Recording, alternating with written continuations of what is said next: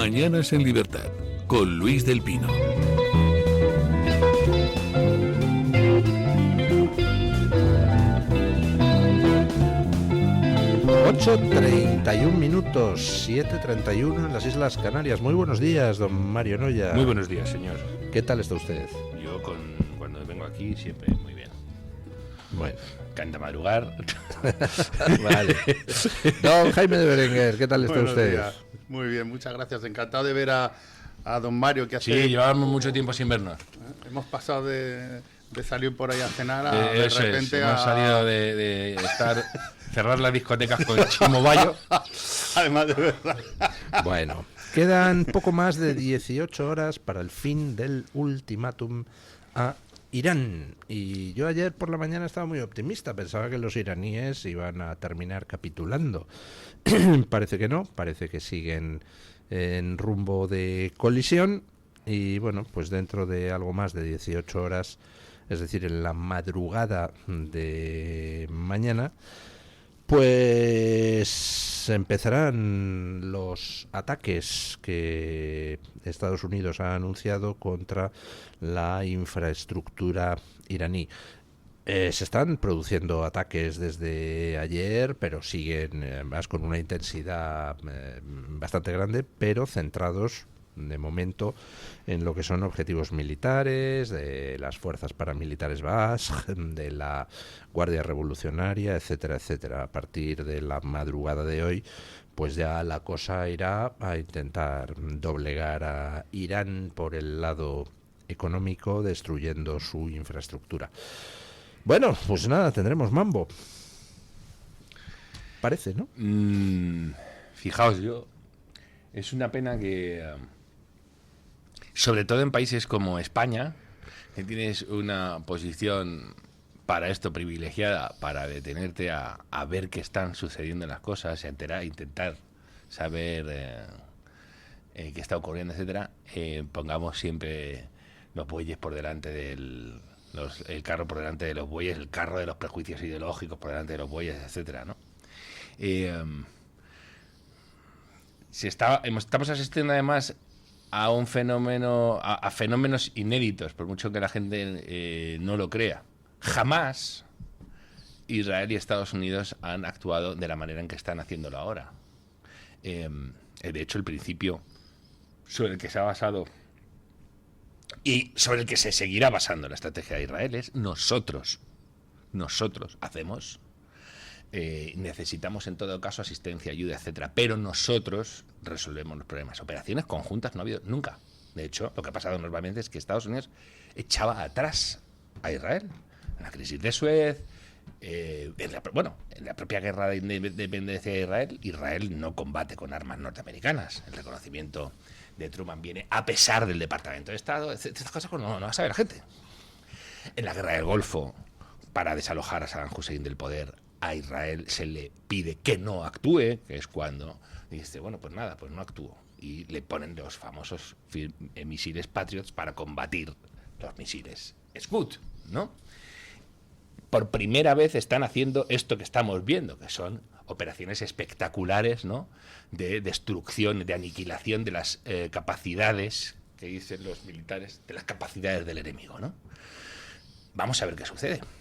Y luego, por otro lado, y debería ponerse en valor por parte de todos aquellos que no acaban de comprender lo que es Oriente Medio, fijaos el castigo durísimo que está experimentando el famoso eje de resistencia Irán, Hezbollah y Hamas.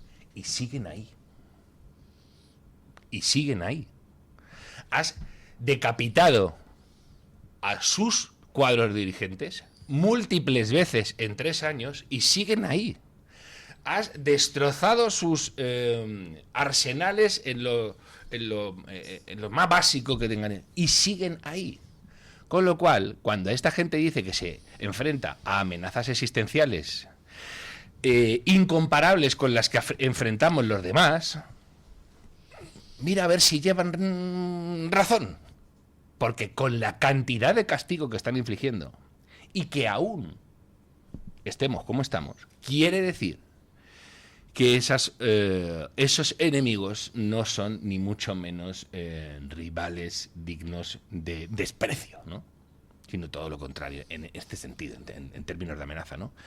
En cuanto a Trump, don Luis lo dice muchísimas veces, ¿no? La gente está empeñada a enseñarle a papá a hacer hijos y este señor funciona de otra manera. Su manera de encarar retóricamente en las situaciones es absolutamente excepcional, saca de quicio, dice cosas que parecen de gañán, todo lo que tú quieras. De ahí a considerarlo un gañán va un mundo. Y si de verdad hay alguien que se piensa que este señor se levantó un día diciendo voy a ver si bombardeo Irán, a ver qué pasa, creo que al que no se respeta es a sí mismo. No que no respetes a Trump, que no sabe quién eres, sino a ti mismo.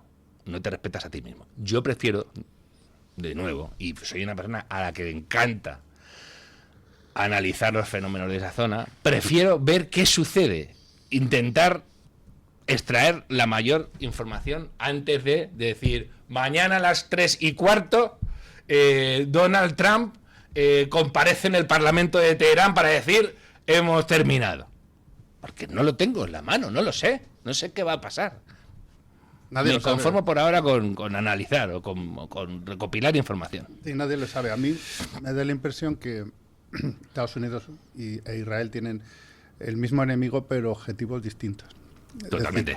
Es decir, Israel efectivamente, como acabas de decir, yo creo que tiene un problema evidente, que es que Irán pudiera tener las capacidades, que ya las tenía prácticamente desarrolladas, de lanzar bombas atómicas, porque una de las cosas que se está viendo es que serían capaces de lanzar bombas atómicas no solamente contra Israel, sino contra todos los países de su entorno. Y luego Estados Unidos, yo creo que está llevando, aprovechando las circunstancias, una vida paralela, por decirlo de alguna manera, ¿no? ¿A quién está estrangulando realmente Estados Unidos? A China. Claro. El 45% del petróleo de China y el 30% del gas de China pasa por el estrecho de Hormuz. Yo no sé si esto se prolonga, China cómo va a conseguir cubrir sus demandas energéticas. Y aparte de China, pues lo que está consiguiendo Estados Unidos es que todas las necesidades energéticas, digamos, de los países más avanzados dependan también de ellos, porque si nos hemos dado cuenta, el primer peón que se comió Trump en todo esto es Venezuela. Y no es que haya llegado allí esta María Corina Machado en los de multitudes y se haya un cambio de gobierno, ¿no? Han mantenido el régimen, pero controlando el petróleo, con lo cual, que creo que, si no me equivoco, que Venezuela es la mayor reserva mundial de petróleo en estos momentos. Estados Unidos tiene el suyo, más el de Venezuela, más Trump, que pretendía tener también el de Canadá, más el estrecho de Panamá, perdón, el de Canadá, el estrecho de Panamá, más decía que quería Groenlandia. Es decir, aquí estamos en una partida que quizás nos estamos un poco despistando todos con el personaje, con la retórica del personaje, que es Trump, pero yo creo que detrás está jugando una partida muy fuerte, muy fuerte. Y luego suele pasar, ¿no? Cuando vives en ese momento no tienes por qué calibrar el grado de importancia histórica de ciertos personajes. Benjamín Netanyahu es uno de los personajes que va a marcar época. Benjamín Netanyahu se va a estudiar en los libros de historia. Y Pedro Sánchez. Bueno, exacto.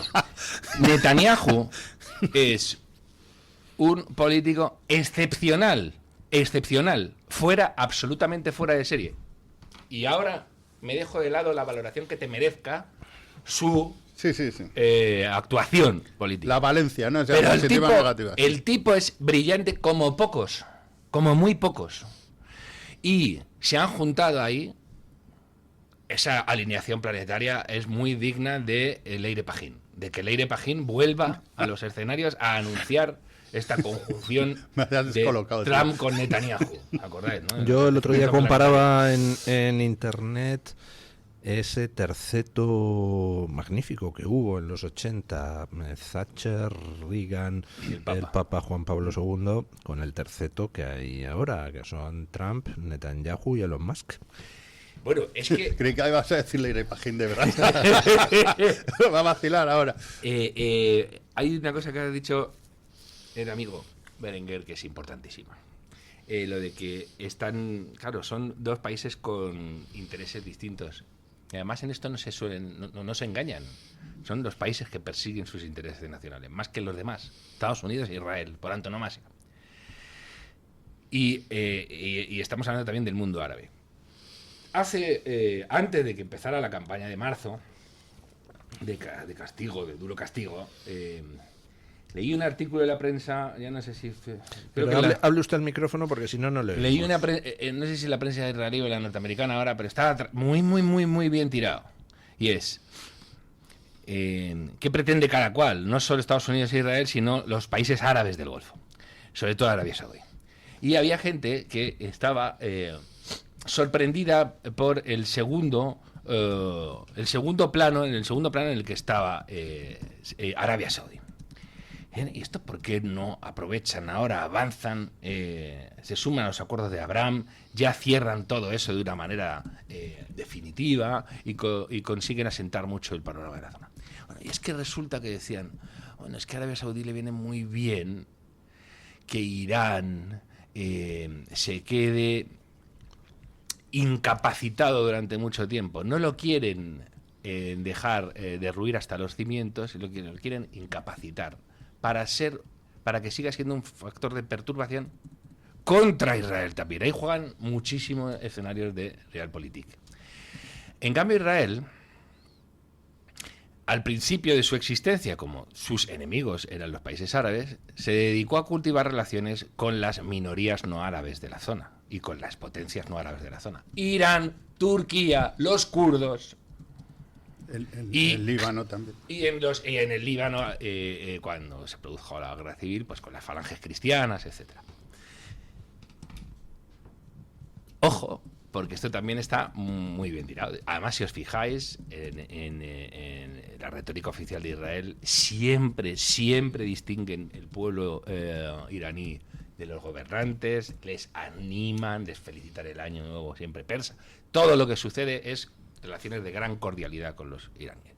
Porque a Israel le puede venir perfectamente bien que Irán sea un actor plenamente normalizado en la zona y que sea la gran potencia que va a ser siempre por demografía, por capital humano, por extensión.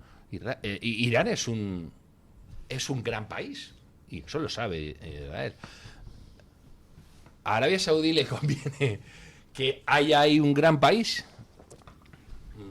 Ya veremos, a ver qué sucede.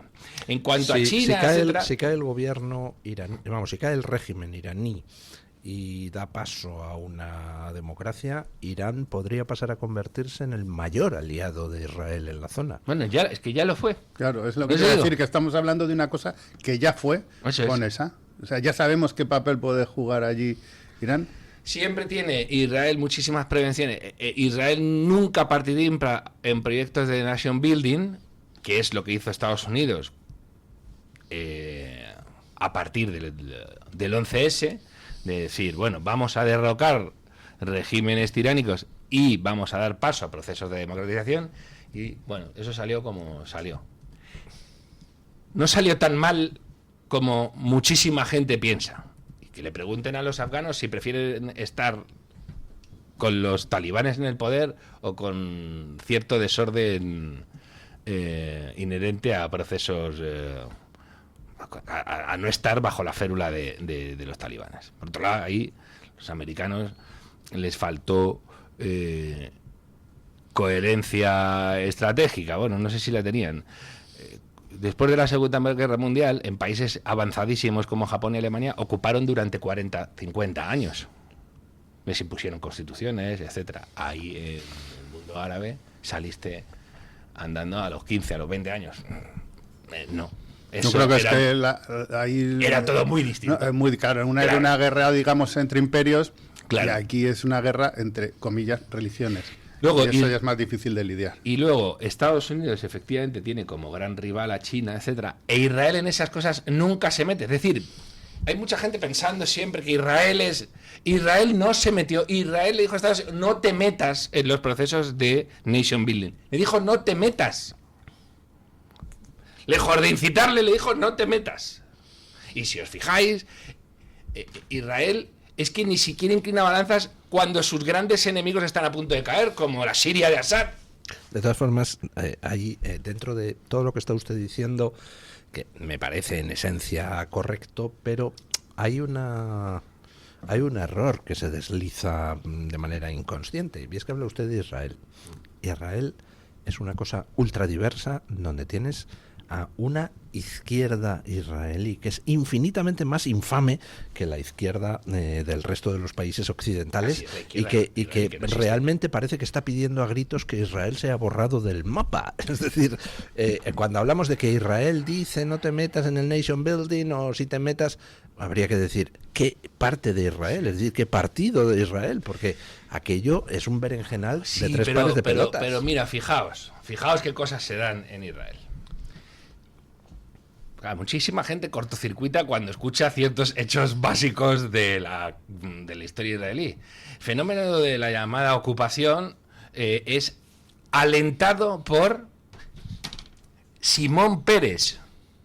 Lo que se considera aquí la gran paloma, el gran pacifista israelí, fue el promotor de los denominados asentamientos en los denominados territorios ocupados. Fue Simón Peres. Y el que se salió de Gaza sin dejar ni un colono, ni una sinagoga, ni un militar, fue Ariel Sharon. El halcón. El halcón por antonomasia. Es decir, bueno, como el que metió a Estados Unidos en la guerra del Vietnam fue un demócrata, y el que la sacó fue un republicano. Exactísimo. Entonces, en Israel suceden estas cosas raras. Por cierto, hoy en día se dice que Israel tiene el gobierno más derechista de su historia, y eso es verdad. Son unos racistas, no sé cuántos, los árabes. La sociedad árabe, el gran impulso que ha recibido, lo ha recibido bajo gobiernos del Likud, del gran partido de la derecha israelí. Por cierto, el partido antiélites, el partido de las clases populares por antonomasia en Israel, siempre ha sido el partido mayoritario de la derecha. Allí han tenido la izquierda, el Partido Laborista y tal, era un partido súper elitista, que miraba con arrogancia a sus propios compatriotas judíos. Ya no estoy hablando de los árabes, a los judíos, a los del mercado, a los del bazar. Cuando vas a Israel, vas a un mercado popular.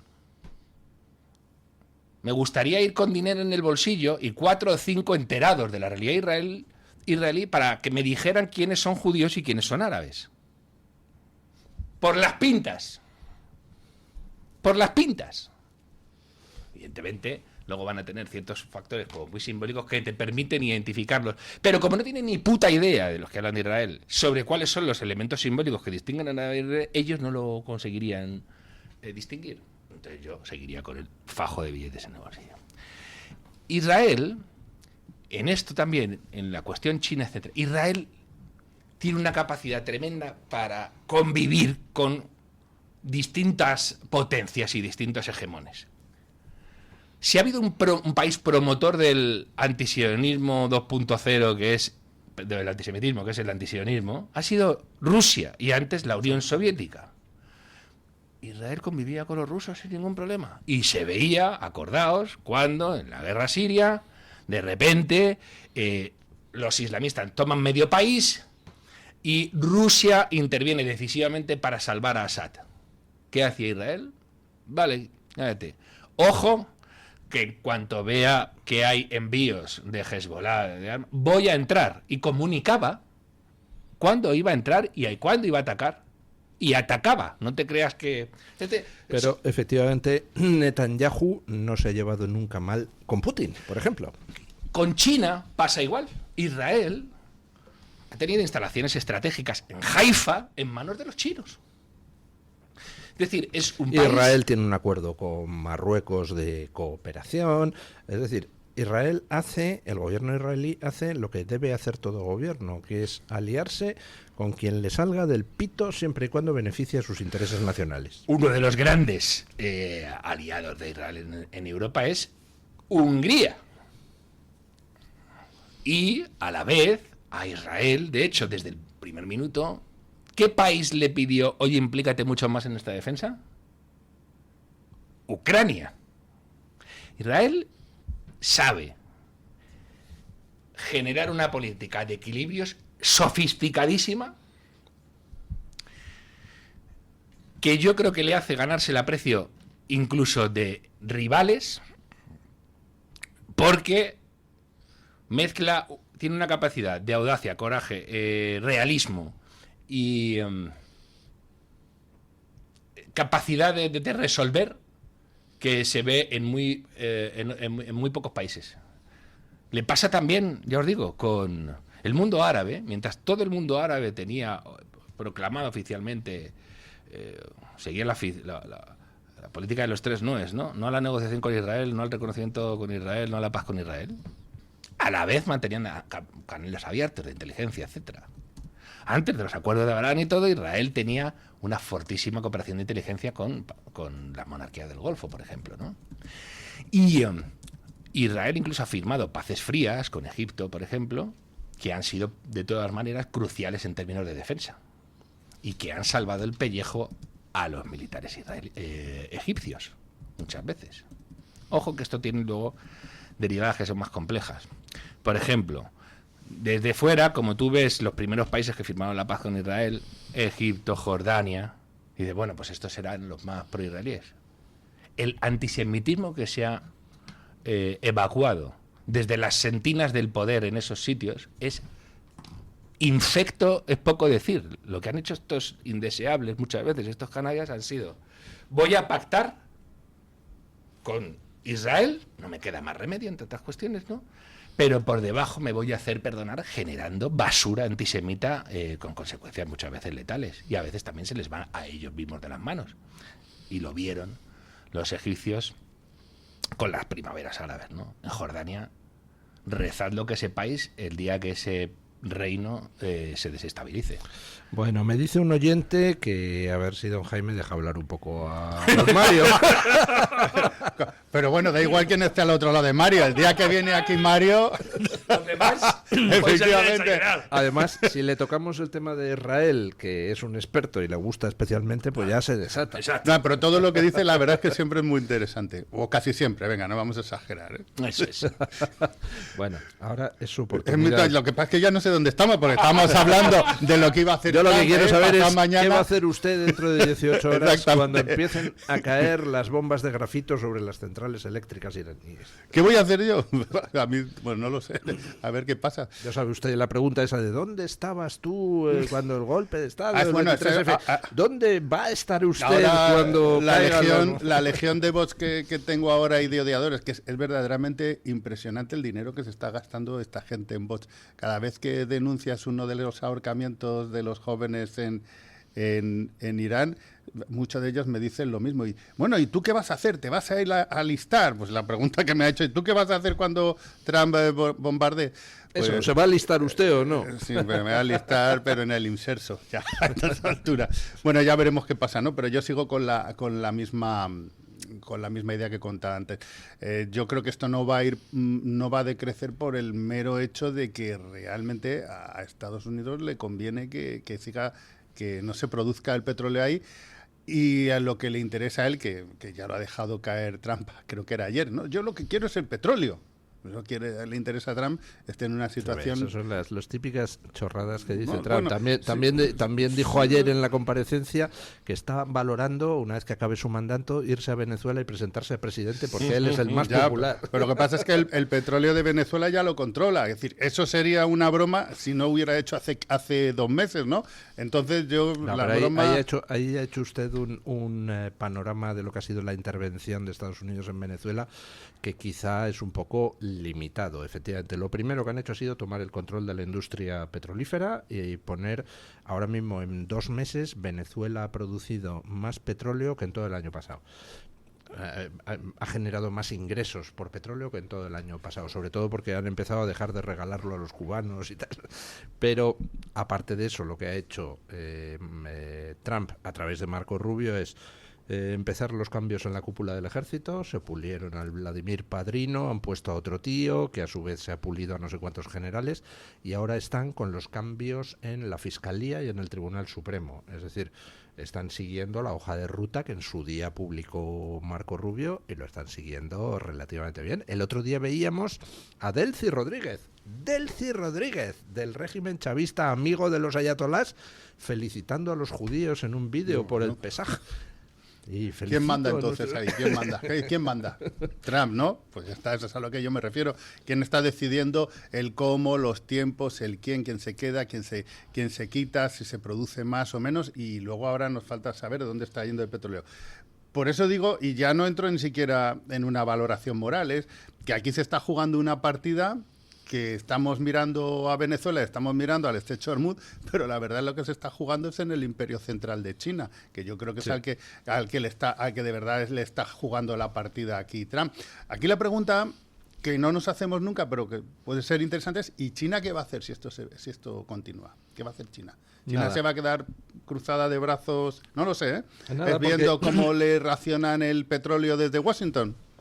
Porque esto, y que ya que nos gusta tanto la historia, fue el detonante de la Segunda Guerra Mundial, cuando Estados Unidos decide estrangular precisamente con el petróleo a Japón. Y dice Japón, bueno, pues ya que me estás estrangulando, me lo voy a tomar todo, voy a coger todo, me voy a expandir, me voy a hacer yo con las fuentes, me voy a entrar en Manchuria. Pero me alegra que ponga usted ese ejemplo, porque es una historia preciosa, la del petróleo en la Segunda Guerra Mundial. Y como son las 8:57 y medio, nos vamos a la pausa publicitaria, y a la vuelta le cuento por qué China no va a hacer nada. Tu voz, tu libertad, tu radio. Radio Libertad. ¿Grasa localizada o flacidez que no se va? La doctora Margarita Esteban, referente en medicina estética en Bilbao, llega a Madrid con Endolift, el tratamiento de remodelación corporal sin liposucción ni quirófano. Mejora tus piernas, brazos, abdomen o glúteos en una sola sesión y sin posoperatorio. Infórmate en la clínica Sandra Oliveira, en la calle Antonio Maura 7, o llama al 689-707-317. 689-707-317. Margarita Esteban, tu clínica de confianza, profesional y segura. Encuéntranos en iVoox, Spotify, Amazon Music y Apple Podcasts. Radio Libertad, a un clic de distancia. El DHA omega 3 es clave en el funcionamiento normal del cerebro, la visión y el corazón. Si te preocupa el deterioro asociado a la edad, debes tomar DHA. El DHA de Mederi Nutrición tiene certificación IFOS, máximo estándar de pureza y calidad. Busca DHA Pure NPD1 o visita ahora mederinutrición.com. Conéctate y vive la libertad en tu radio. La doctora Iradier, especialista del Instituto de Microcirugía Ocular, IMO, Grupo Miranza, realiza en Madrid cirugía premium de presbicia y catarata.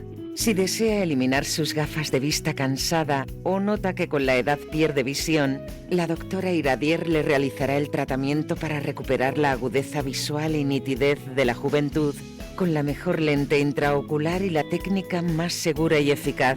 Doctora Iradier en IMO, Grupo Miranza. Teléfono 910-783-783. Calle Valle de Pinares Llanos 3, Mirasierra, Madrid.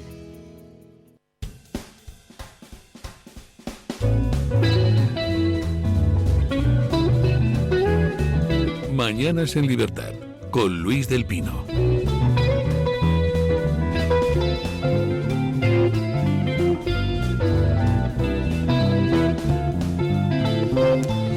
Me alegra que me haga usted me ponga usted a huevo esto. Llevaba años intentando contarle esta historia a alguien. Venga, que sepan que esto estaba ensayado. Efectivamente, Estados Unidos decreta un bloqueo a Japón, porque Japón pues ya había atacado las posesiones, ya había atacado a China, estaba expandiéndose, entonces Estados Unidos decreta bloqueo de petróleo. Y en Japón hacen un cálculo y dicen, leche, solo tenemos reservas de petróleo más lo que podamos comprar eludiendo el bloqueo para 1 año y pico, 2 años, y entonces deciden pues a por todas. Bombardean Pearl Harbor y empiezan toda la expansión territorial previa a su colapso. Efectivamente, Japón no tenía petróleo y el bloqueo de Estados Unidos le hacía pupa. Sin embargo, Alemania tampoco tenía petróleo. Y sin embargo tuvo petróleo toda la Segunda Guerra Mundial. Si a Alemania no hubo oportunidad de hacerle un bloqueo. ¿Sabe usted por qué? Pues porque en 1936 Hitler se hace ese razonamiento. Si voy a la guerra, pues entonces con un bloqueo petrolífero me matan, porque sin petróleo no funcionan ni mis aviones, ni mis tanques, ni mis camiones. Dice, así que ¿qué puedo hacer? Alemania no tiene petróleo. Le pueden hacer un bloqueo y la matan. ¿Y si fabricamos el petróleo? Y es que en los años 20 hubo 2 científicos alemanes que parieron 2 sistemas distintos para, a partir de carbón, crear petróleo artificial. Y entonces Hitler lo que hizo fue empezar a abrir fábricas de petróleo artificial a partir de carbón, pero vamos, como hongos, y consiguió con eso, más el petróleo rumano y poquito más, consiguió que no le faltara nunca al ejército alemán ni a la aviación alemana petróleo durante la Segunda Guerra Mundial. Cuando acaba la Segunda Guerra Mundial, una de las condiciones de la rendición que se le pone a Alemania es nunca jamás podrás volver a fabricar a partir de carbón petróleo sintético, y efectivamente eso se le impuso como condición. Tampoco pasa nada, es decir, no es una condición muy onerosa, porque de hecho fabricar petróleo artificial es más caro que extraer petróleo de la tierra. Creo que aproximadamente el coste sale un 50% más. Así que, pues Alemania quedó prohibido que fabricara petróleo artificial, y en el resto del mundo pues no interesaba, porque es más barato extraer el petróleo de la tierra. ¿Cuándo se volvió a utilizar la fabricación de petróleo a partir de carbón? En Sudáfrica con el apartheid, porque como se le hizo un bloqueo, el gobierno sudafricano dijo, así que no me vendéis petróleo, pues nada, a fabricar petróleo a partir del carbón. Es más caro, pero al menos lo tengo. Vale, cuando acabó el apartheid, eso quedó preterido, porque es más caro fabricar el petróleo artificial. ¿Quién resulta que está abriendo fábricas de petróleo artificial como un loco desde hace varios años? China. China, a partir de carbón, está fabricando petróleo artificial, y es el tercer ejemplo en la historia. Primero la Alemania nazi, luego la Sudáfrica del apartheid, y ahora China, en previsión de bloqueos futuros, está abriendo fábricas de petróleo artificial como si no hubiera un mañana. Con lo cual no me tranquiliza nada todo lo que nos ha contado, porque entonces están jugando ya con una partida todavía más a largo plazo. Mira, la cuestión china, además, hay algo que hay que tener en cuenta. China fascina. Tú ves vídeos de China y la gente se queda como, mira, y cómo vienen. A mí no me fascina ni un poco. Sí, pero juegan con esta cuestión de la fascinación. Te levanto una ciudad en 2 días. Te hago los Juegos Olímpicos con unos estadios. Los desfiles son militares, los despliegues de todo tipo, de espectaculares. tecnología. Ahora todo el mundo sabe que China ya no es solo AliExpress. Y juegan con el acongoje del personal para que se rindan, y los Estados Unidos de Trump dicen no. Yo no. Y Donald Trump empuja. Es alucinante que sigamos viviendo en el siglo americano, por decirlo así. Estados Unidos tiene 340 millones de habitantes. 340. Eso es los restos de la población china, que son 1.400 millones. Un quinto por ahí, sí. 1.400 millones. Evidentemente, no vas a... Ni siquiera el objetivo de Donald Trump no es que los chinos vuelvan a la edad de piedra. China está ahí. El primero que manifestó respeto, además a Trump le caracteriza que a los grandes tiranos, no sé si es una virtud, un defecto, al principio les regala como mucha fascinación. Les regala el ego. Quiere conocerlos y estrecharles la mano y no sé cuánto, bien. China está ahí, nadie la va a quitar de en medio. Pero Estados Unidos está haciendo una apuesta hiperencomiable, decir, aún no me he muerto y tú no me vas a dictar las condiciones de desarrollo de la humanidad. 340 millones frente a 1.400 millones, que a lo mejor no nos estamos entendiendo del todo con lo que estamos hablando. Y la estrategia que puso al final, fijaos, siempre son proyectos mastodónticos a los que, sin embargo, no se fiscaliza bien. ¿Dónde está la gran ruta de la seda? La nueva gran ruta de la seda china. ¿En qué ha quedado? Pues que en estos momentos China controla un montón de puertos en todo el mundo, incluidos puertos españoles, ¿eh? Sí, pero él se ha frenado. Muy poco retorno, y de hecho se encuentran con esta otra paradoja. China ha tenido aliados tan fiables como Nicolás Maduro. Es que la recomposición de países como Venezuela va a beneficiar sobre todo a países como China, que no tenían ningún retorno, que era todo lo contrario. Eran países donde se dejaban salvajadas de dinero. Y lo que va a pasar con China es muy simple. O sea, Trump, el mensaje que le ha transmitido a Xi Jinping es: a mí no me toques las pelotas, o sea, no invadas Taiwán porque me ¿Qué alternativa estabas pensando? Porque ha dicho narices, yo escucho narices, perdón. No invadas Taiwán porque tendría que intervenir. Yo, a cambio, tampoco voy a ponerme a hacer nada contra China, no voy a intentar tocarte internamente las narices, no voy a mandar por ahí a mis espías a generar malestar en el interior de tu país. Tu país es tuyo, yo no me meto contigo, tú no te metes conmigo. Y no te metes conmigo significa que a todos los que sí se están metiendo conmigo no les vas a defender. Igual que Rusia no ha defendido a Venezuela, tampoco lo va a hacer China. ¿Qué mensaje lanza Trump a Putin? Mira, como yo te caiga o como tú me caigas es irrelevante. Tú tienes tu país. Yo no voy a intentar machacarte ni hacer que estalle por los aires tu país. Tú no hagas tampoco el cafre. Ahí está el problema heredado de una guerra de Ucrania donde, pues, recordemos cómo empezó el asunto. La gente diciendo: ¡wow! Trump es un agente de Putin.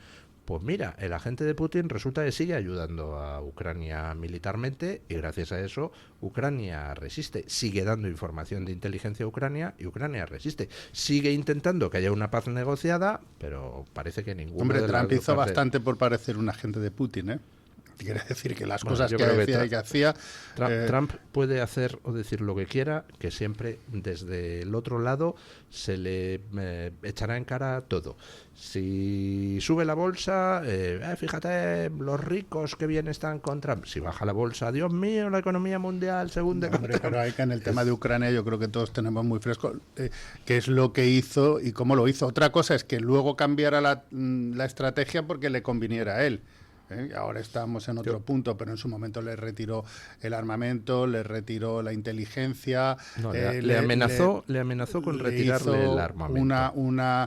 Una situación en la Casa Blanca tremenda, lo deslegitimó a ojos del mundo. Ahí vamos. Con Ucrania no, con Ucrania Estados Unidos le ha seguido apoyando. A quien no apoyaba antes, no apoya ahora y no va a apoyar en el futuro tampoco es a Zelensky. Zelensky es un señor cuyo número 2 está en la cárcel por corrupción, igual que están en la cárcel Ábalos o Cerdán. El gobierno de Zelensky es un gobierno corrupto hasta las trancas, salvo que usted me diga que es que el pobre no se enteraba de lo que hacía no tengo ni idea número 2 de la corrupción de Zelensky. Entonces, a Trump resulta que le viene un tío que preside un gobierno corrupto a hacerse el chulo en la Casa Blanca. Le dice: pero tú, ¿de qué vas, chavalote? No, o sea, pues yo creo que no es así. Y que... lo comentamos aquí, si se ve como el desarrollo de esa rueda de prensa, lo que le pasa a Trump es que ve que le están saboteando la fiesta. Y, o sea, invito a verla porque lo que sucede es que Zelensky empieza, además, le enseña fotos de crímenes cometidos por los rusos. Ahí, en la cara, no pasa nada, están todo el rato así. Y los periodistas están todo el rato preguntándole que qué pasaría si... eran todo preguntas a la contra. Y es cuando él se revuelve ya y hace que se acabe todo. Pero lo de Zelensky tiene una previa. Fijaros, porque dicen, ¿siempre ha parecido un peón de Putin? No. De hecho, el problema es que en Estados Unidos los que trabajaron de la mano de Putin fueron los demócratas en todo momento, empezando por Obama. que fue el que le dijo, oye, espera un momento con esta de la negociación militarista porque yo tengo que hacer una renovación de mandato, empezando por Obama. Pero es que además, lo que le molestó profundamente a Donald Trump fue que la familia Biden tuviera todo tipo de negocios en Ucrania y los ucranianos a él no le dieran material para exponer a los que le quisieran a él crucificar por sus conexiones rusas. Eso fue lo que pasó. Sí. Sin embargo, en la Casa Blanca además vimos otra cosa alucinante, que es que Trump puede basurear a todo el mundo y de hecho basurea a todo el mundo. Mirad las campañas electorales, las barbaridades que dice de sus compañeros republicanos, con DeSantis, a Marco Rubio, madre mía, a Nikki Haley, a todo el mundo les dice perrerías de colores. Y también los otros a él, pero él más porque es más borde. Él más. Pero como tengas coraje y algo que ofrecer, etcétera, te lo recompensa. Y Zelensky es el ejemplo claro de lo que estoy diciendo. Hubiera podido dejar caer muchísimo antes a Ucrania. Y no la ha dejado caer. Y de hecho, la invasión de Irán, la guerra con Irán ha tenido una virtud que es reforzar a Ucrania. Porque claro, Irán era el principal o uno de los principales suministradores de drones a Putin. Eso es. Y de repente Irán empieza a necesitar los drones para sí mismo. ¿Qué ha pasado? Que se ha quedado Putin sin el suministro de drones de Irán. Y por primera vez en mucho tiempo hemos visto cómo Ucrania ha empezado a reconquistar sobre el terreno trozos de tierra.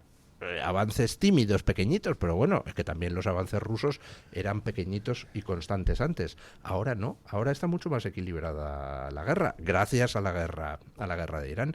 Y de hecho Israel hizo algo importante en esta guerra de Irán que ha pasado un poco desapercibido, que es que Israel ha bombardeado los puertos que Irán tiene en el mar Caspio, que eran los que permitían todo el tránsito de material militar de Rusia a Irán y de Irán a Rusia, lo cual le ha partido a Putin por la mitad. Entonces, bueno, al final Trump pues dice unas barbaridades de 3 pares de narices, que a mí me gustan, pero comprendo que haya mucha gente que le parezca insufrible el personaje.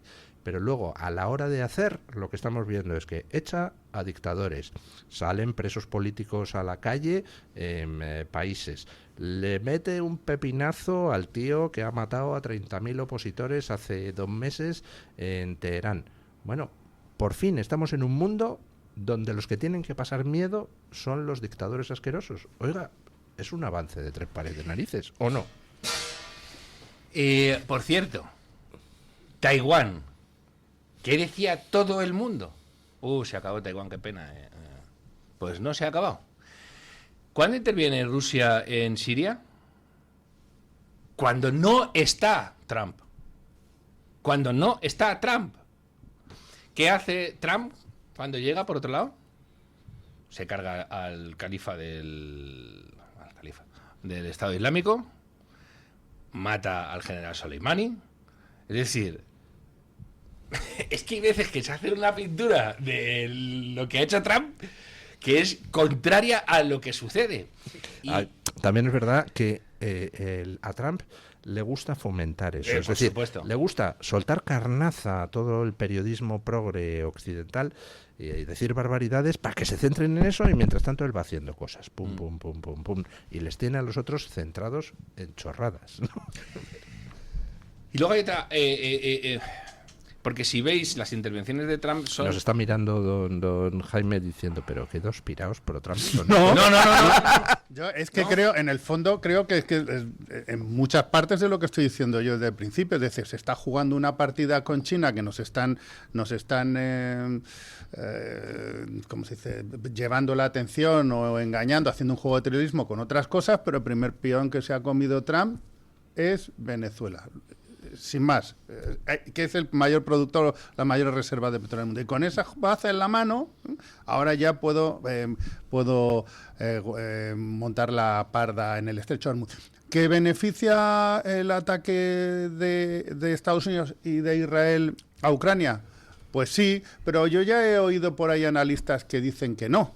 ¿Por qué? Porque esto se está ayudando, entre comillas, yo no soy un experto en esto, a que la economía rusa, por ejemplo, lleve en estado de economía de guerra desde hace ya unos cuantos años, lo que le está permitiendo, y eso sí que son con datos, lo que es la industria civil, por decirlo de alguna manera, está decreciendo y la industria militar está creciendo. Y dices, bueno, ¿y qué tiene que ver eso? Bueno, eso tiene mucho que ver con que si de verdad, que no lo sé, Estados Unidos decide irse de la OTAN o abandonar las bases en Europa, como ya sabemos todos de qué pie cojeamos y la capacidad que tenemos industrial, tecnológica, de coordinarnos, etcétera, pues con una Rusia perfecta, con una maquinaria militar ya en marcha, pues a saber qué demonios nos encontramos. Es decir, que todos los escenarios son posibles, pero sinceramente el Trump no da puntadas sin hilo, o la administración Trump, y en estos momentos yo creo que el juego, nos creemos que está con Irán, pero realmente desde mi punto de vista está jugándose la partida con China.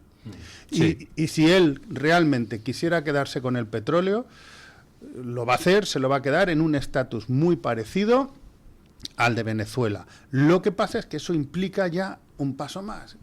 Y yo no soy analista geopolítico, y es llevar allí tropas de tierra. O sea, tú en Venezuela a lo mejor no te hace falta, pero en Irán, si tú quieres, porque una es una guerra política y la otra es una guerra religiosa, que insisto, es que son dos cosas completamente distintas. Lo que pasa es que tiene usted toda la razón. Irán no es Venezuela. Venezuela era un estado no estructurado, era un estado fallido, era una mafia de tráfico de droga con pistolones, ¿no?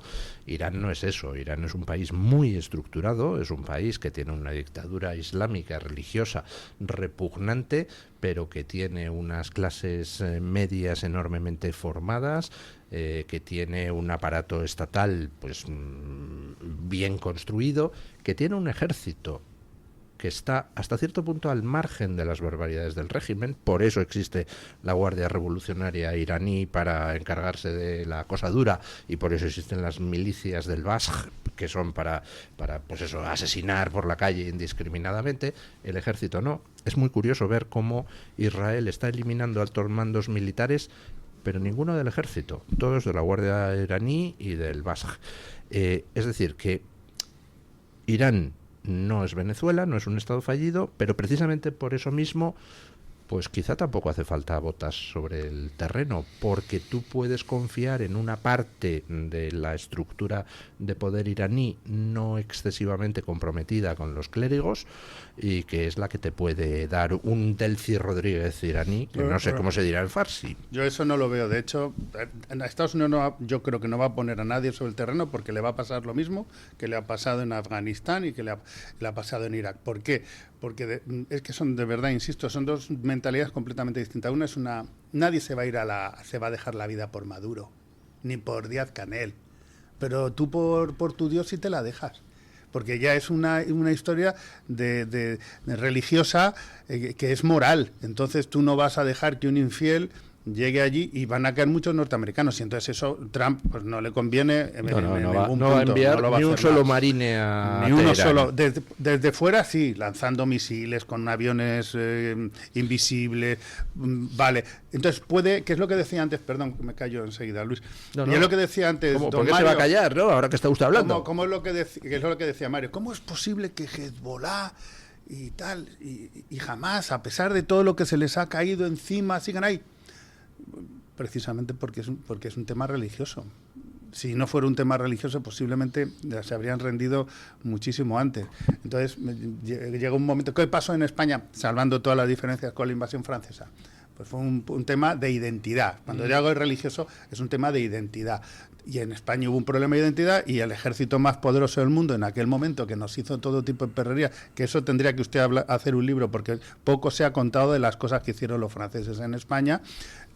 Pues el pueblo español decidió en aquel momento, a pesar de que aquí sí había la Delcy de turno, aquí sí estaba la Delcy de turno colaborando con los franceses, dijeran que no les daba la gana de ni Delcy de turno, ni José Bonaparte, ni el ejército francés. Entonces, pero ojo, que ahí hay una diferencia fundamental que no se puede pasar por alto. En España, el pueblo español dijo que tururú, que querían a su rey Fernando. porque querían a su rey Fernando. En España no había un régimen opresivo que se dedicaba a ir matando gente a sablazos por la calle. El rey era valorado y querido por su pueblo, que se alza contra los franceses en nombre del rey, de la patria y de la religión. Pero había un tema de identidad, que es a lo que yo iba. Sí, pero en Irán, ¿quién valora su régimen? ¿Quién está con el régimen? Nadie, porque es un régimen sanguinario. ¿Usted cree que nadie? Hombre, sí, han matado a 30.000 opositores. Sí, bueno, eso han tenido que matar a 30.000 opositores. Seguro. Pero esto también me recuerda, por ejemplo, el tema de la Segunda Guerra Mundial con Yugoslavia. Yugoslavia, los que luchan contra los alemanes eran de todas las... Luego ya cuando acaba la Segunda Guerra Mundial llegan los comunistas, llega la Unión Soviética y lo pone, pero de parte, pero en aquel momento había aliados de todo tipo de ideologías que tenían una cuestión común, identitaria, que era Yugoslavia frente al invasor. Por eso creo que Estados Unidos, en el caso de Irán, no va a poner ni una sola tropa sobre el terreno porque tampoco va a conseguir absolutamente nada.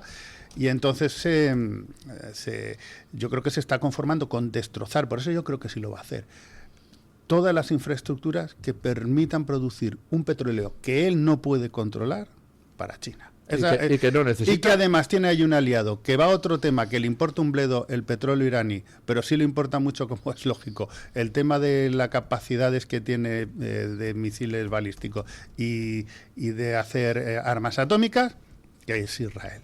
Pero cada uno, como dijimos al principio de la tertulia, cada uno va a su bola, a su cuestión. ¿Sabe usted dónde sí va a haber botas americanas sobre el terreno? Posiblemente en las islas del estrecho de Hormuz y en la isla donde Irán tiene toda la infraestructura a través de la cual exporta el 80% del petróleo. Posiblemente esas islas las tomen físicamente, claro, con su... Porque son islitas, no tienen que... Ahí pueden controlar quién entra, quién sale, incluso pueden sacar de allí a todos los sospechosos. Exacto. Entonces, lo demás, entrar en Irán con soldados, ni de palo. Para nada. Y además es que no les hace falta. No o sea, hace falta, si Irán quiere ir a la confrontación, bueno, pues entonces continuará el machaque, será un machaque que irá haciendo que la situación en Irán sea cada vez más explosiva desde el punto de vista económico, hasta que llegue el momento donde ya pierdan el control y lo conviertan, incluso si quieres que lo conviertan en un país absolutamente fallido, tipo Afganistán, empobrecido, no les interesa eso, y por eso lo que no van a hacer es mandar 3 bombarderos para dejar planas las centrales eléctricas. No, parece que lo que van a hacer es mandar a bombarderos para soltar las típicas bombas de grafito, que lo que hacen es cortocircuitarte la central y dejarla fuera de operación durante unos días. No les interesa destruir las infraestructuras, pero sí les interesa destruir la economía. Que sería un crimen de guerra, régimen. Además. Tampoco les interesa. Depende. O sea, vamos a ver, es que hablamos a veces con mucha alegría de crímenes de guerra, no digo por ti, pero el crimen de guerra no está pautado por lo que ataques. Sí, no, por la utilidad que tenga para el ejército enemigo, pero en este caso es muy poco... Y tú puedes atacar infraestructuras si tiene una operativa militar, tiene un sentido militar. Por ejemplo, si tú piensas que con esa infraestructura le están proporcionando energía a los misiles están lanzando, no es ningún crimen de guerra, es un objetivo militar legítimo.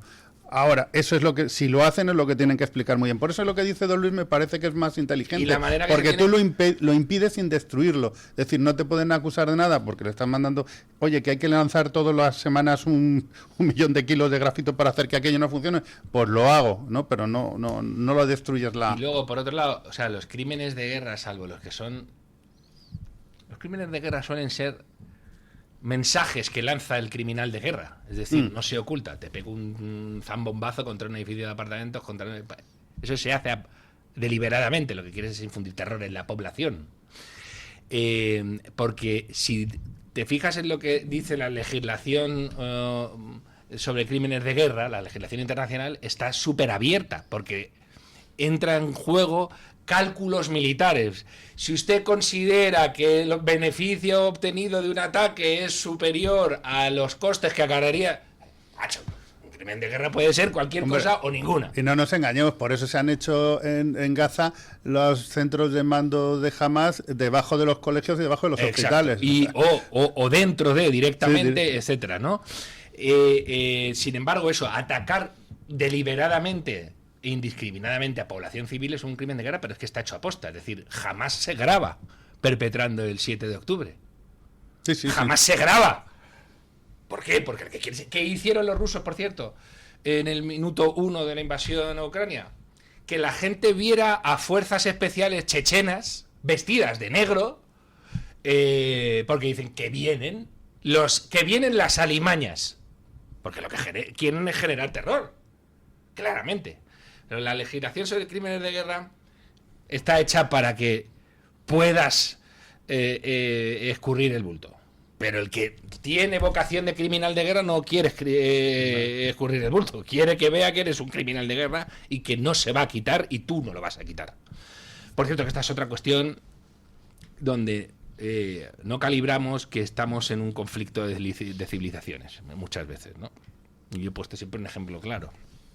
En Israel...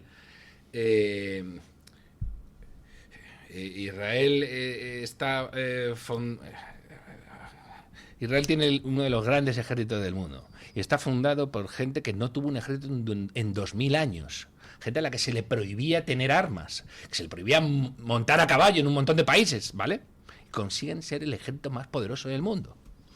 Evidentemente, además gente con una gran veneración por el trabajo intelectual, etcétera, ¿no?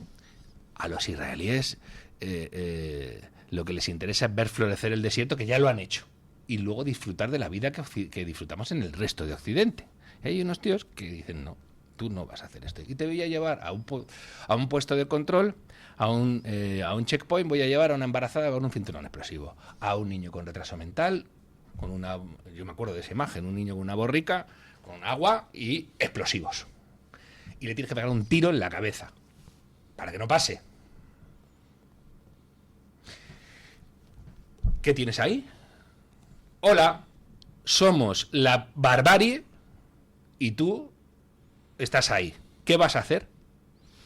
Y el desafío moral es formidable. El desafío moral es brutal. Es formidable. Porque a ver cómo haces para defender tu orden de esa gente. Pasó la Segunda Guerra Mundial, ha pasado en sitios, ¿de acuerdo? Y frente a lo que tú dices, la fuerza extraordinaria de la identidad que te lleva a ser invencible y también puede ser el más cruel del mundo. Y fijaos lo que hizo la Alemania nazi. Tú te has leído seguro 100% en Los peligros de la moralidad de Pablo Malo. Claro, es que es así. Es que se lo explica. Y hay otro libro de un... Qué interesante la cuenta de Pablo Malo en Twitter, sí, ¿verdad? Y lo que escribe todo. Brutal. Sí, muy interesante. Y tiene especial mérito que en Twitter, salvo yo, la gente se deja llevar por sus demonios y pone mayúsculas, en fin. Pablo Malo es un tipo que intenta ir al debate, proporciona muchísima sofisticación. Razona científicamente, intenta que las cosas sean lo menos... Pero no solo, porque hay mucho científico que va de listo por la vida. Sí. Y este no. Pero que las cosas que digan tenga un apoyo científico. No forzar la ciencia a tu favor. Es admirable que haya gente en la red tan tan explosiva como Twitter, que no vayan a prender más mecha, etcétera, sino a aportar más. Sobre todo, eso es una gran fuente de información por las fuentes, por el aparato documental que utilizan, ¿no? Y es muy generoso en el sentido de que, por ejemplo, de repente te mete un paper que es complicado y él te hace el resumen. Bueno, pues aquí dice este señor y expone planteamientos con los que ves que él no va a estar del todo de acuerdo. No sé, es... Pausa publicitaria y seguimos. Tu voz, tu libertad, tu radio. Radio Libertad. Si sufres de artrosis de manos, los guantes de Relax Quantic Nanotech, con su masaje, vibración y calor, mejorarán tu calidad de vida. Eficacia demostrada en ensayo clínico. Recuerda, si tienes artrosis de manos, guantes Quantic Nanotech. Y para las personas que lo tienen localizado en la rodilla, la rodillera de Mejorando tu Vida, que utiliza ondas de radiofrecuencia. Os cambiará la vida, al igual que el cinturón para aliviar el dolor de la zona dorsal y lumbar, gracias a una combinación de láser dual, infrarrojos, calor local y masaje por vibración. Recuerda, llámanos al 900-730-122 y si llamas ahora, solo para los oyentes de Radio Libertad, gratis un tensiómetro que habla. 900-730-122. Encuéntranos en iVoox, Spotify, Amazon Music y Apple Podcasts. Radio Libertad, a un clic de distancia. En un entorno idílico, más de 100 profesionales, psiquiatras, internistas, psicólogos, psicoterapeutas, terapeutas ocupacionales, enfermeros, celadores y administrativos, trabajamos en el Hospital Psiquiátrico San Francisco de Asís, en Málaga, con un solo objetivo: sanar al paciente mental. Infórmese en www.hospitalsanfrancisco.com y llamando al teléfono 952 20 14 64. Conéctate y vive la libertad en tu radio. La doctora Iradier, especialista del Instituto de Microcirugía Ocular, IMO, Grupo Miranza en Madrid, utiliza el tratamiento más eficaz para la enfermedad del ojo seco con la nueva tecnología de luz pulsada óptima IPL. Con centenares de pacientes tratados y excelentes resultados, la doctora Iradier es referente en España de esta innovación oftalmológica. Doctora Iradier en IMO, Grupo Miranza. Teléfono 910-783-783. Calle Valle de Pinares Llanos 3, Mirasierra, Madrid.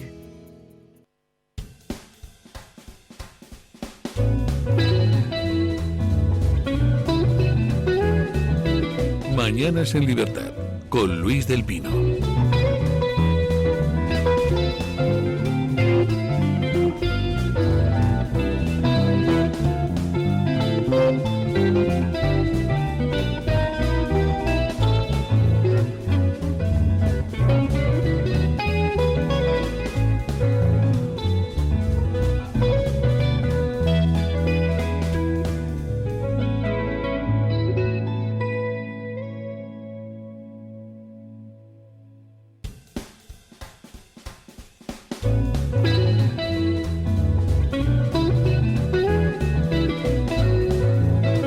Bueno, en estos momentos estamos en, pues hombre, yo me supongo que los líderes iraníes que hayan sustituido a los líderes iraníes, que hayan sustituido a los líderes iraníes, que se han pulido los estadounidenses e israelíes, pues estarán de los nervios, pensando en qué va a pasar dentro de 18 horas que acaba el ultimátum. Como de los nervios está la mujer de Santos Cerdán, que la pobre está tan de los nervios que no puede ir al Senado a declarar, pero eso sí, a la procesión sí. Morante.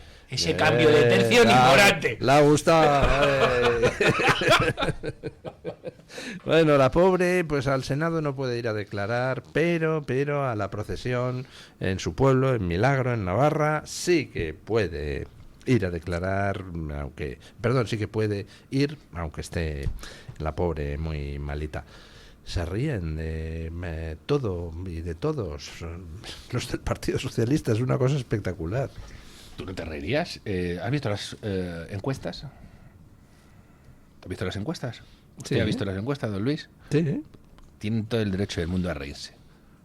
Bueno, tienen derecho del mundo a reírse. Están el 30% el Partido Socialista Obrero Español de Pedro Sánchez. Tienen todo el derecho del mundo a reírse. Porque además se ha demostrado que es... Pero tienen derecho a reírse de los que tienen a su izquierda, que los han absorbido a todos. Y de España. Y de España. Que aquí de repente nos emocionamos. La revolución del Maidán, la revolución... Ya. Tomad. Pedro Sánchez. 30%.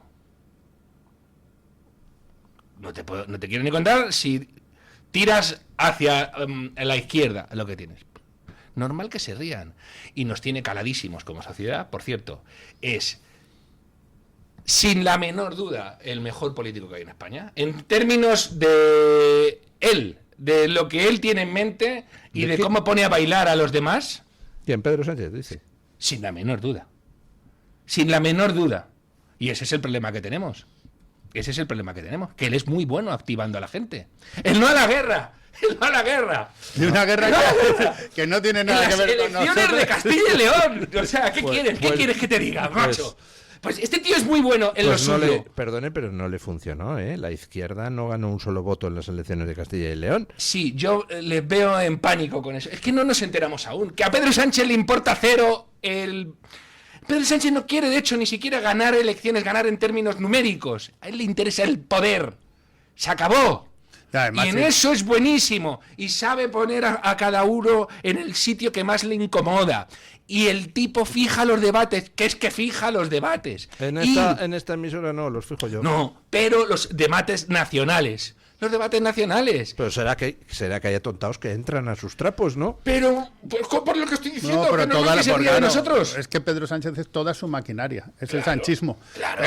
Él no, porque a mí él me parece un mediocre sin escrúpulos. Él es un mediocre sin escrúpulos que está muy bien asesorado, porque yo no sé cuántos será que nos enteramos la última vez, que era 400 o 500 tíos tiene trabajando en Moncloa, incluidos guionistas, Sí, directores mira, también decíamos que Iván Redondo era el que le movía ahí. Mira lo que es Iván pero Redondo. no, porque es un equipo. Entonces, él tiene esa capacidad, digamos, logística, y tiene sus medios. Y entonces, a él lo único que le dicen, oye, presidente, se nos ha ocurrido decir esta barbaridad. Y él dice, ¿pero eso nos va a dar votos? Sí, pues adelante. Y le da igual, Eso es lo que en eso es magnífico, en la falta de escrúpulos, porque no sabe lo que es la moral, no distingue entre el bien y el mal, no tiene esa capacidad. No, y en colocar, en colocar a la gente Pero no, en la eso no lo posición hace más incómoda. Pero eso no lo hace él, eso lo hace la gente. El problema, por eso digo, siempre he dicho que en los juicios de cuando Irene acabe Lozano. Sánchez, no, los tíos que tengan ahí, porque tendrá tíos muy buenos detrás, que no son los que dan la cara.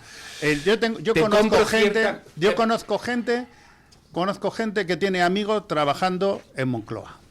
En esos que nadie sabe quiénes son. Por ejemplo, ayer creo que se acaba de Objective, que se habían gastado el año pasado 1,5 millones de euros simplemente en energía eléctrica.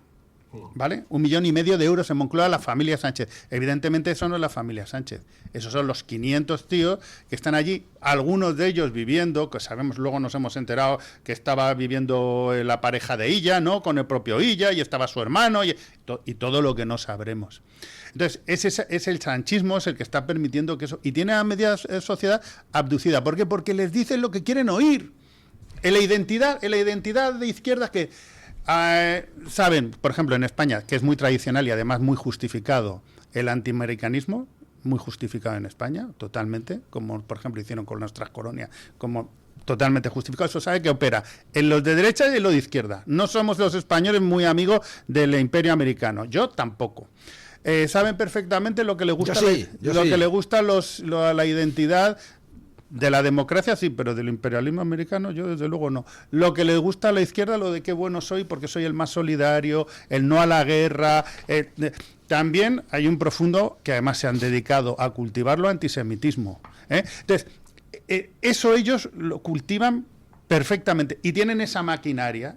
Y eso está llegando, pues, mira, acabo de estar en un campeonato de fútbol por ahí con mi hijo, y yo no voy a decir de qué comunidad autónoma, pero había jugadores de una comunidad autónoma. Oye, te das cuenta el sentido tribal que tienen, porque si tú veías, había de todas partes de España, los únicos que llevaban su banderita de la comunidad autónoma en la camiseta, en el brazalete, en lo que llevaban en las banderas la gente, son tribus. Te das cuenta que son tribus. Y eso también lo están cultivando muy bien en España, la tribu de un lado, la tribu del otro. Entonces, al final lo que hacen es, y en eso es totalmente de acuerdo, una radiografía, un diagnóstico de la sociedad española. Mira, hasta tal punto que yo hace no mucho tiempo lancé una pregunta en plan de broma, pero que no tiene ninguna broma. Imaginaos que llegamos al 27 y hay un pucherazo o un presunto pucherazo o hay una duda sobre la legitimidad de los resultados después de todo lo que están haciendo, con el manejo de los censos, etcétera. De verdad os digo, ¿vosotros creéis que alguien saldría de la derecha a la calle? ¿De verdad que alguien saldría? Yo, fíjate, es más, venga, incluso vamos a imaginar que sea, porque ya hemos salido muchas veces a la calle a manifestarnos. ¿Valdría de algo? Siguiente pregunta. ¿O nos dejarían que nos manifestáramos 1,5 millones de personas por Castellana el domingo a las 12, ya lo sabes, y después a tomar el vermú y dirían, bueno, ¿y Mira. ¿Qué pasa? Bueno, manifestaros todos los domingos si queréis, y no va a pasar absolutamente nada. Hasta ese punto creo que nos tienen tomada la medida esta gente. Vamos a ver. Es verdad que evidentemente tiene que tener gente descollante y que muchas veces tenemos un defecto en el mundo tertuliano, que son 4 matados. No, mira, hay muchísima gente ahí siempre investigando cosas, un poquito de... Y con mala fe y dispuesto a hacerlo. Es más, muchos de estos que decimos no tienen ni puta idea, luego te sientas con él y el que no tiene ni puta idea al hablar eres tú. Porque tú estás en un micrófono y el otro está decidiendo. Bien, te lo compro. Tiene equipazos. Pero es él. El que toma la decisión es él. Claro. Y es él el que sabe perfectamente por dónde respira cada cual. Es él. A Feijóo lo tiene en pánico. O sea, parece... la comparación es infame, pero Indurain con Gianni Buño, el pobre Gianni Buño, que era un fuera de serie y le tocó Indurain. Mala suerte, sí. Le tocó Indurain. Bueno, pues, pero no vale la comparación porque este no es Indurain en el sentido noble. Pero le tiene caladísimo al PSOE. Tiene caladísimo pues no existe ya, al PSOE. Por eso, pero ¿quién se la carga? Perdónenme, pero es que me maravilla escucharles. Hay un refrán español, por favor, tápenle los oídos a los niños, que dice que con buena picha bien se jode. Vamos a ver, Sánchez claro, tiene todos los recursos del mundo a su disposición. Deme usted la milésima parte de lo que tiene y conquista el gobierno, hombre. Que no, vamos a ver. Con toda la pasta que tiene, todos los recursos que tiene, si tú no eres y estás solo en el 28% del voto. Y no tienes el cortapisas morales, puedes hacer cualquier nos va a matar. Como sigamos pensando en ese marco con él, nos va a matar. Porque no es verdad. Sí, es verdad. Es bastante inútil, ¿eh? Mire usted alguna de las campañas que intentó poner en marcha. Lo de Paiporta, redes de extrema derecha. Sí. Y la gente diciendo, pues hombre, lástima que no te hayan dado más pellazos. Hombre, lo de Salf le ha salido muy bien. Porque le ha dado 3 escaños en Castilla y León. Claro, no, pero espera, y no solo. Vamos a ver. Que estamos hablando del tío del Peugeot. A ver si es que tenía menos medios que los que tenía enfrente en el PSOE. Segundo, es un tío al que arrasan en las elecciones municipales y autonómicas. Arrasarlo. Y 2 meses después, gana las elecciones. 2 meses. Bueno, no las ganó las elecciones. No os hagáis que vamos a perder. Como sigamos con eso, vamos a perder. Ganó las elecciones, las ganó él. Porque fue cuando le dice a Feijóo, oye, ¿quién está aquí? Yo, ¿verdad? Porque he ganado yo. Me he comido a mi partido y soy el único capaz de aglutinar a todos esos. Y encima a mis niños porreta, a los de Podemos, les doy lo que quieren y me los como. Lejos de plantearles batallas, les dijo, ¿qué queréis? Feminismo a tutiplén. ¿Y qué más? Y Estado Israel genocida. ¿Qué más quieres? Te pongo una ministra que en el 7 de octubre celebrara la resistencia palestina. ¿Te pongo una de estas de ministra? Te la pongo. ¿Dónde está ahora Podemos? ¿Dónde está él? Los marcos de debate hoy en día, ¿quién los marca? Los sigue marcando él. No, los marcos de debate entre una clase periodística a la que riega de millones el propio Sánchez. Los marcos de debate en la calle, entre la gente, no los marca él, vamos, ni de lejos. Los marca Vox. Los marca Vox, te voy a poner un ejemplo. ¿Qué pasó con... ¿Os acuerdas cuando le quisieron montar el cirio al difunto Adolfo Suárez? Eso era un intento, porque algunos le salen bien, pero otros le salen mal. Eso a él no se le ocurre. Lo que pasa es que tiene una pandilla de desgraciados desalmados sin ningún escrúpulo detrás que se lo presentan. Él dice adelante. Se lo han querido hacer también a Julio Iglesias. Lo mismo. Y todo para tapar, es decir, para equiparar. Es decir, ruido. Mira, pero dice, es verdad. Koldo y Ábalos y el otro, el que se ha ido a Argentina, que no me acuerdo, eran unos más. Pero mira lo que hacen también los de la derecha. Entonces se inventan una historia con el único decir, empate, unos iguales. Y entonces está toda la sociedad hablando del pobre Julio Iglesias, del pobre Adolfo Suárez, que ni siquiera se puede defender. Y eso es la máquina. Oye, nos tienen 10 días. Insisto. en esta emisora yo no he hablado ni de Julio Iglesias ni de Adolfo Suárez. Es decir, ellos ponen todas las cortinas de humo que quieran y todos los capotes. Y quien entre a esos capotes, pues tendrá que explicar a su audiencia por qué entra a esos capotes. Yo los ignoro porque sé que son... Ya, pero Luis, estuvo todo el país, las revistas del corazón, los programas de corazón... Perdóneme, a quien habrá que pedir cuentas es a la clase periodística que entra a esos capotes. No, pero ¿cómo le vas a pedir cuentas si son suyos, si los tienen comprados? Ay, de empate nada. ¿Cómo que empate? No, que ellos dicen empate. No, tú dices que han perdido Julio y Adolfo. No. Yo lo que digo es que Pedro Sánchez es el hijo político de Sabiniano. Nunca jamás le he oído ni pedir perdón ni nada que se le parezca por ser el hijo político de Sabiniano. Nunca, jamás. ¿Sabes qué le he visto? ¿Sabes qué le he visto? Acojonar a Feijóo con una foto de hace 25 años. Eso sí se lo he visto. A lo mejor es que el trabajo de Feijóo es fingir que está acojonado, ¿no?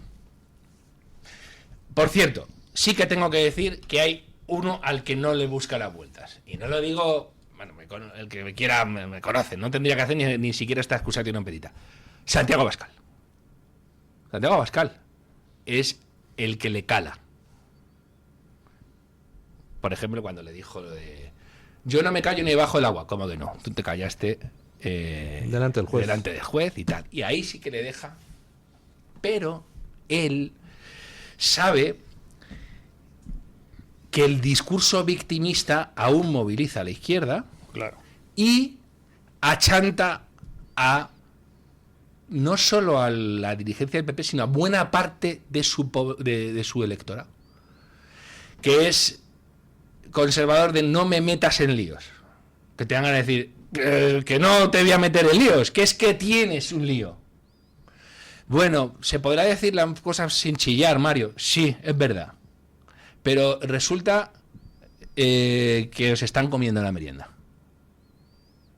Y eso él lo sabe. Y sabe movilizar a la derecha contra la derecha, que es acojonante. La izquierda lo sabe hacer de maravilla y poner al país la izquierda, en el barranco. Siempre la no os acordáis del perro Excalibur. La que montaron por una birria de perro que encima era vector contagioso de una enfermedad incurable. Pero de nuevo, fijémonos en eso. La que montaron, ¿quién es? Porque manifestaciones por el perro Excalibur se juntaron 200 personas, pero ahí estaban 300 periodistas para amplificar el asunto.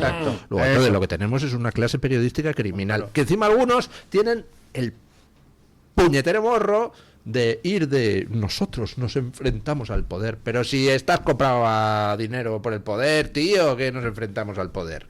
No me fastidies, hombre. Si estáis en los programas de el plan de resiliencia de no sé qué poniendo el cazo y luego van de antisocialistas, no me fastidies. Es que hay, mira, fija, de nuevo, es crucial esto otro. Él sabe, bueno, él y la izquierda, acordaos, fue Felipe González, el estadista. El padre de la patria. El de la crispación. El de la crispación. Y es verdad, hay a la gente que no le gusta que se crispe. A la gente se debe pensar que me gusta estar todo el día enfadado. No me gusta ni un pelo. No soy ningún psicópata, ningún sociópata. ¿Está usted seguro? Segurísimo. No, mi mujer a veces dice, es que debe ser dificilísimo ser tú. El otro día me lo dijo en la calle. Os pongo un ejemplo. Mirad lo que me dijo el otro día doña Carmen Carbone. Vamos paseando por la calle en modo jubilado. Qué bonita. Ten cuidado con lo que dices, que te está escuchando. Y de repente veo a un señor con un taca-taca en un paso de cebra. Y hubo uno que tuvo los cojones de pitarle. Un coche. Estaba pitando un señor con taca-taca. Para que fuera más rápido. Pero vamos a ver. Y le dije, pero vamos a ver. Y Carmen, tiene que ser muy difícil ser tú. Estás todo el día enfadado. Y yo dije, ¿hay que enfadarse o no? Están pitando un tío con taca-taca en un paso de cebra. Si no te enfadas, el del taca-taca pierde. Que sí, en la vida política es exactamente igual. Si ese te metió en todos los berenjenales, todo perfectamente. El que conoce a Santiago Abascal. Lo mismo la gente se piensa que Santiago Abascal está todo el día por la mañana y es todo lo contrario. Es todo lo contrario. ¿Y qué tienes que dejar de hacer? Que te pisen. ¿Y qué tienes que dejar de hacer? Que para conservar la paz social lo que rija es lo que te imponen los que te han demostrado que son capaces de cualquier cosa con tal de permanecer en el poder. El marco mental en el que nos meten, feminismo, etcétera, ¿es inamovible? ¿Es irrompible? No. Mira, el gran, para mí, lo he dicho muchas veces y lo volveré a decir, el gran éxito de Vox, que además vino y ha venido muy bien a la sociedad española, es romper precisamente ese marco. Es decir, abrir otra vez el melón. Estaba cerrado el melón del feminismo. Eso es. Estaba cerrado. El melón de la agenda no sé qué, no sé cuánto, estaba cerrado. El melón de la guerra civil estaba cerrado. O sea, todos los melones estaban cerrados porque se lo había comido, sinceramente tengo que decirlo, se lo había comido el Partido Popular, se lo había comido. Y entonces llegan de repente estos señores y dicen, bueno, vamos a ver aquí, vamos a hablar de esto. ¿Qué? Y entonces ese es el gran éxito, decir no. Claro, eso es. No. Exacto. Decir esa frase tan española. No me da la gana. Exacto. Pero es que es verdad, porque yo creo que estábamos la mitad de la población metidos debajo de la mesa. No nosotros, muchos de nosotros, que así nos hemos llevado los bofetones que nos hemos llevado, pero sí nuestros representantes políticos. Que esa frase española, la verdad es que es genial, lo del no me da la gana, porque tú no estás diciendo, es otra cosa distinta de un no, porque un no pues puede ser por muchas razones. Es un no me da la gana que indica que ni siquiera es una decisión volitiva, sino que simplemente no me lo pide el cuerpo. Y hay otra que tampoco se puede decir, es no me sale de... Pero mira, por ejemplo, con Sánchez, y yo entiendo, mucha gente le dice, pero tío, ¿cómo? Me acaba de poner, por ejemplo, una señora en Twitter. No digáis que es un brillante, que es inteligente y tal. No sé qué es Pedro Sánchez. Lo que sí sé es que es un animal político extraordinario. Y que todos aquellos que lo han despreciado están criando malvas políticas. Todos. Ni uno. Sí. Está ahí. Está claro. En el otro lado, le ha pasado a Ayuso, pasó a Esperanza Aguirre, no sé si os acordáis, de ESPE, la de caiga quien caiga. Hay gente que, incluso Ayuso se ha rodeado de gente que se pensaba que era infinitamente más lista que ella. A lo mejor lo eran, más inteligentes. Sí, Vale, pues resulta que para gobernar tienes que tener alguna otra cosa. Y hay gente que lo tiene y hay gente que no lo tiene. Esto es una cuestión de liderazgo. Pasa con Trump, pasa con Netanyahu, Oye, es el tío más gañán. Donald Yo te digo Trump, la lo primera. que tú quieras, tío. Este señor tiene una manera de interpretar la realidad, de poner a cada uno en su sitio, de poner a bailar a los demás, de hacer que los medios les compren mercancías. Yo te digo cuál es en mi opinión, cuál es el fundamental. No tener moral alguna, no tener escrúpulos. Ya está. Si tú no tienes escrúpulos, lo tienes muy fácil, porque puedes hacer lo que te dé la gana y poner a los demás en la situación que le dé la gana. ¿Tú echarías a una persona del partido porque piense distinto a ti? Pues yo posiblemente no, pero este señor no ha dejado a nadie metido ahí en el PSOE.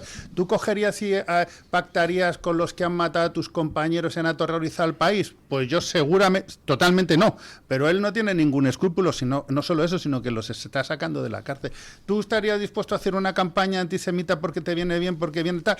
Yo bajo ningún concepto, él sí. Entonces, él no tiene límite moral ninguno, no sabe distinguir entre el bien y el mal, no tiene capacidad de empatía, él solo ve el bien para él. Entonces, ese es el gran arma definitiva, donde tú no llegarías nunca, porque incluso teniendo las mismas capacidades, el mismo poder, el mismo dinero, los mismos asesores en Moncloa, tú llegarías un momento y decías, mira, no, esto no se puede hacer. Y él dice, ¿cómo que no? Y 10 veces más. Y entonces es capaz de hacer... Y espérate que no hemos visto lo peor, pero no hemos visto todavía lo peor que nos va... Eso lo vamos a ver cuando lleguen las próximas elecciones. No tienen escrúpulos, pero son de izquierdas. Y ahí hay que introducir ese factor, que lo hace Milei también. Porque sí tienen escrúpulos. Pedro Sánchez jamás pactaría con Derecha Nacional. Jamás. Pedro Sánchez sí tiene una configuración de izquierdas. Es que muchas veces cuando dicen, no, tiene escrúpulos... No. Es un zurdo de mierda, que diría Milei. Son como los kirchneristas, etcétera. Son todo eso que dices, pero con su marco. Y su marco es infinitamente sectario. Infinitamente sectario. Este tío no es una veleta pura. No te diría, gobierno un día con Junts y el otro con Vox. No es verdad. No es un no es un sujeto sin escrúpulos de esta manera, no lo es. Pues es un yo tío te de digo izquierdas. que eso no lo vamos a ver porque Vox yo creo que no se prestaría nunca, pero si fuera por él, No. Vamos. No. Yo no, a mí no me cabe ningún... es del PSOE, es del PSOE, es de ese partido que montó un régimen para excluir a media España. Es del PSOE, no está para no está parachutado, es del PSOE. Vamos a ver, si ellos consiguen decirme, dame los votos y les cuentan no sé qué historia, la que les resulte más interesante, consigue los votos, se inviste presidente y luego los tira a la basura. No tiene del ningún PSOE. problema. El PSOE La verdad es que están planteando ustedes un tema interesante. Yo creo que se podría dejar para una libre encuesta. ¿Usted cree que si Pedro Sánchez solo tuviera opción de formar gobierno con Vox, sería capaz de intentar pactar con Vox? No. Vamos, a mí no me cabe la más mínima No, duda. no, Otra no, cosa es que ¿Usted cree que sí? ¿Usted él cree que sí, no? otra cosa es que lo consiguiera. Pero, Claro, evidentemente. Pedro pero Sánchez él es encantado. el PSOE. Es el PSOE que ha habido siempre. El PSOE que en la Segunda República se alió con gente que estaba a la derecha de Atila, pero eran antiespañoles. ¿Te quieres refieres al PNV? A PNV. Que no hace falta irse tan lejos, te quiero decir. Hubo un momento. No, pero es que fue así. Con golpistas en ejercicio, como la izquierda. Es que ya lo hizo. Pero Todo bueno, esto pero que hemos entonces visto ya no lo es- hizo el PSOE. Entonces no es cuestión de zurdo o no zurdo, Sí. es cuestión de español o antiespañol. No. Distinto, Bueno, hay varios porque ejes está ahí. dispuesto a pactar con la derecha más ultramontana siempre y cuando sea vasca Puede y ser. catalana y antiespañola. Entonces, ojo. Pero porque eso lo lleva. No, pero porque eso está en el ADN de la izquierda española, que considera que España es un error histórico. España es un error histórico para ellos y tiene que purgarlo. Pero lo que le mueve es ese cálculo. Bueno, nos acaba de dejar sobre la mesa un tema Sí, apasionante don Mario Noya y don Jaime de Berenguer, que es eso de hasta dónde llegaría la falta de escrúpulos de Sánchez. Si tuviera que pactar, pues yo qué sé, con Donald Trump, lo haría. Vamos. 100%. Vamos, 100%, no te quepa ninguna duda a nadie. Él está para sí, para su interés, para su poder, porque es un narciso. Él es un narciso y le gusta cultivar eso de yo lo puedo todo. Si es que encima incluso lo malo le mola. Quien puede todo aquí es don Eric Gutiérrez, que en ausencia de doña Carmen Carbonell, pues es el que manda. A ver, ¿qué nos dice la audiencia? No, don Luis, no. Don Mario sabe que aunque no esté Carmen, sigue mandando.